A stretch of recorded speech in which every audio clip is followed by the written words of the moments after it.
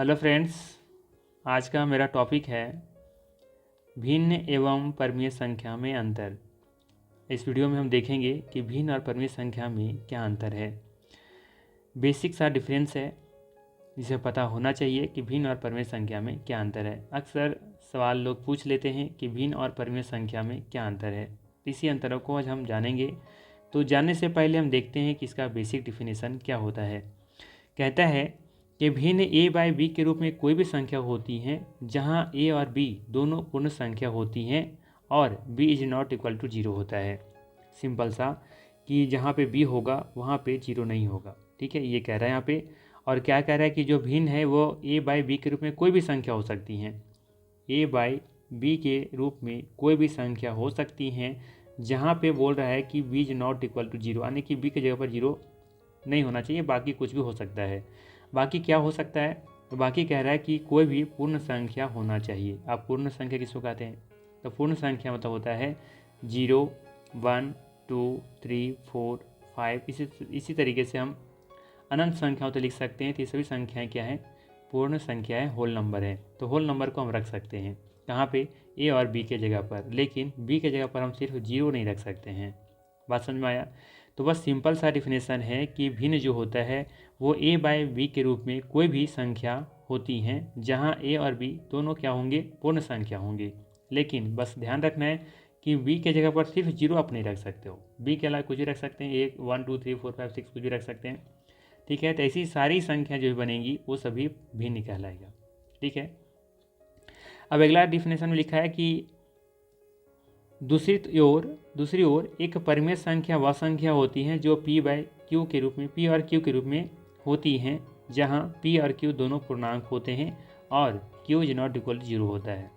ठीक है, तो इसका मतलब क्या हुआ कि दूसरी ओर कह रहा है कि परिमेय संख्या वह संख्या होती है जो पी और क्यू के रूप में होती हैं। ठीक है, या फिर हम लिख सकते हैं पी बाई क्यू के रूप में लिख सकते हैं, या तो ये पी के रूप में हो सकता है और क्यू के रूप में भी हो सकता है। ठीक है, इसलिए नीचे कुछ नहीं तो 1 होगा, 1 के रूप में हम इसे क्यू ही मान सकते हैं।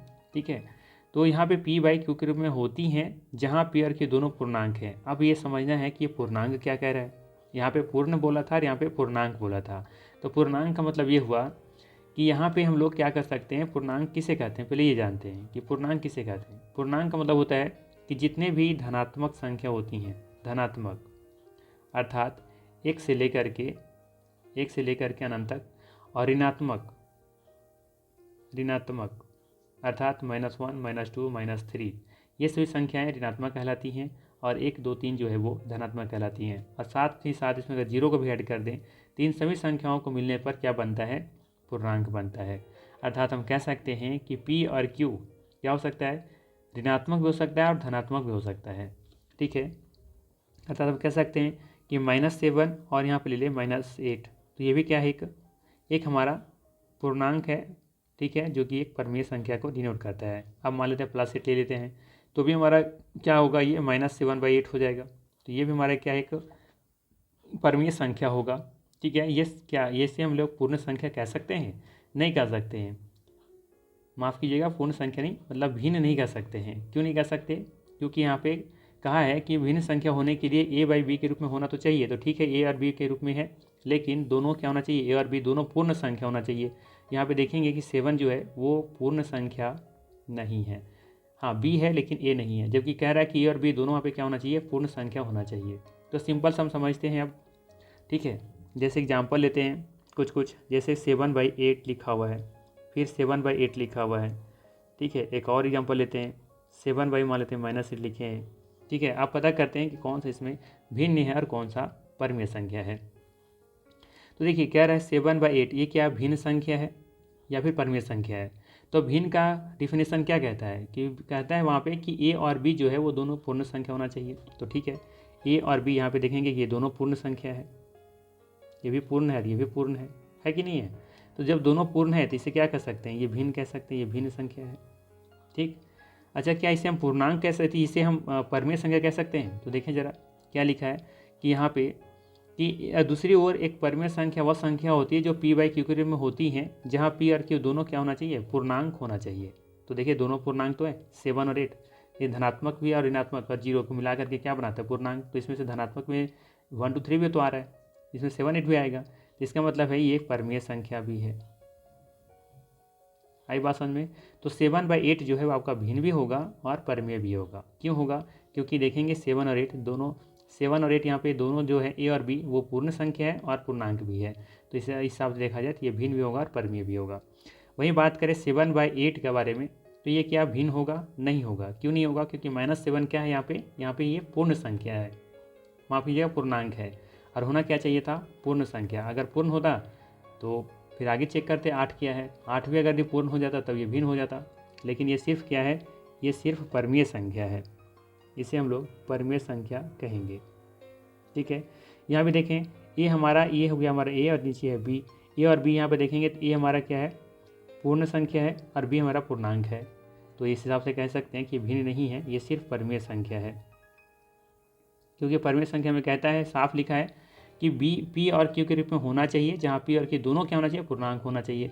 तो पी और क्यू दोनों पूर्णांक तो है यहाँ पे, ठीक है, इसे मान लेते पी, इसे मान लेते क्यू, ठीक है, तो ये परमीय संख्या हो जाएगा। तो अब हम कह सकते हैं, दूसरी ओर कह सकते हैं कि हर भिन्न जो है एक परमीय संख्या होती है, लेकिन हर परमीय संख्या भिन्न नहीं होती है। सिंपल सा कह सकते हैं कि जितने परमीय संख्या है, देखिए जैसे मान लेते हैं कि 3/7 है, तो 3/7 को हम क्या बोल सकते हैं? ये भिन्न भी संख्या है, तो सभी भिन्न संख्या जितना भी होंगी सभी परमीय संख्या होगी। सभी भिन्न संख्या क्या हो सकता है? परमीय संख्या। क्या ये भिन्न संख्या से हम परमीय बोल सकते हैं? बोल सकते हैं। लेकिन दूसरी ओर हम लिखें -3/7, तो ये परमीय संख्या है, तो क्या परमीय संख्या को हम भिन्न बोल सकते हैं? नहीं बोल सकते हैं। तो अर्थात हम कह सकते हैं कि हर भिन्न एक परमीय संख्या होती है, लेकिन हर परमीय संख्या भिन्न नहीं होती है। तो इस डिफिनेशन से मुझे ये पता चला। ठीक है, तो बस इतना सा आपको ध्यान रखना है कि परमीय संख्या ऋणात्मक भी हो सकता है, धनात्मक भी हो सकता है, लेकिन जो हमारा भिन्न होता है वो सिर्फ और सिर्फ धनात्मक में होता है। बस इतना ही याद रखना है। इतना अगर कुछ नहीं समझ में आया तो बस आपको याद रखना है कि जो पूर्णांक, जो आपका भिन्न संख्या होता है वो धनात्मक में होना चाहिए, और जो परमीय संख्या है वो धनात्मक भी चलेगा, ऋणात्मक भी चलेगा। ठीक है, जैसे एग्जाम्पल ले लें हम लिख लें -7/8, तो ये कैसी संख्या है? ये हमारा परमीय कहलाएगा। अगर हम 7/8 सिर्फ लिखे हैं तो ये क्या कहलाएगा? ये पूर्ण भी है, हम आपके, हाँ, ये भिन्न भी संख्या और परमीय संख्या भी है। ठीक है, बस इतनी सी बात आपको याद रखना है। तो ये था भिन्न और परमीय संख्या का बेसिक डिफिनेशन और बेसिक अंतर। अगर समझ में आया हो तो वीडियो को लाइक कर दीजिएगा, चैनल पर नहीं है तो सब्सक्राइब कर दीजिएगा। चलिए फिर मिलते हैं नेक्स्ट वीडियो में। Thanks for watching.